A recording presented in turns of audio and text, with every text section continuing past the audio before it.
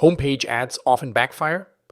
They compete for attention before users even understand what the site offers.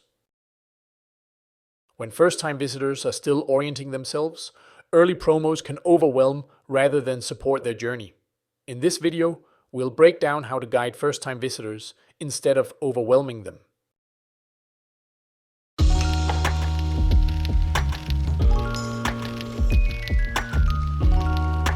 Hi, I'm Christian Holst, co-founder of Baymard Institute, and today I'm presenting guideline number 240 of Baymard's original large-scale usability test findings. Be cautious if displaying ads on the homepage. Internal ads and banners can offer helpful information, but across multiple rounds of testing, we found they often become overbearing for users. For example, a user became wary about the site when 2 pop-ups in a row appeared when he tried to explore the homepage. Ads on the homepage are especially at risk of becoming distracting, as users are often in the process of orienting themselves to the site and its available options. When homepage ads are as dominant as they were on this site, they can seriously distract users from their main task, which is finding suitable products. Some users may perceive internal promos as ads. If it looks like an ad, there's a good chance it will be treated like one. Since the homepage plays a key role in guiding users, filling it with content that's either ignored or annoying is a missed opportunity. On mobile sites and apps, homepage ads are even more likely to cause issues than on desktop. Our mobile site and app testing revealed 3 main reasons why. Homepage ads are especially problematic on mobile because of the limited viewport. Compared to desktop, it's harder for users to get an overview of the site. For example, mobile ads are often full width or take up the entire screen, pushing important content out of view and making it harder for users to orient themselves.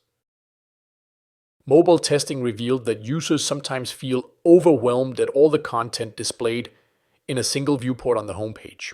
This can occur, for example, when there's more than one ad visible in the viewport, or when the ad itself is very visually distracting.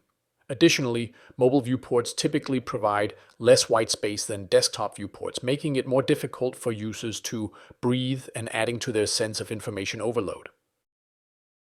Users may scroll horizontally on an ad by mistake, tap on what looks like a link but isn't, or have trouble using the back button after being thrown off track. These small frustrations add up, and over time, they can lead to a negative perception of the site or brand. If you include ads on the homepage of a mobile site or app, make sure they're not overly prominent or visually distracting. For example, Patagonia keeps the focus on product categories, allowing users to quickly explore areas of interest through category navigation or search. Promotions on the homepage should be handled with great care. If ads are included, pay close attention to their size, placement, design, and how well they blend with the rest of the page. Ads should never distract users from their main goals, such as exploring key categories.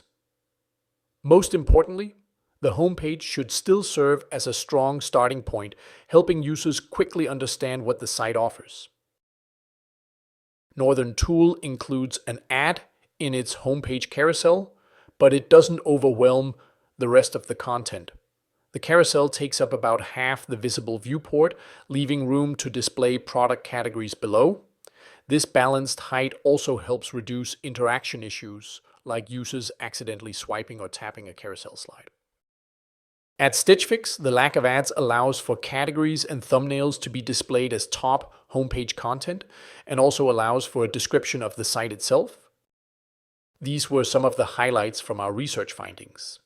Our research catalog includes over 40 guidelines with detailed insights on optimizing your homepage. Go to baymard.com/product to learn more.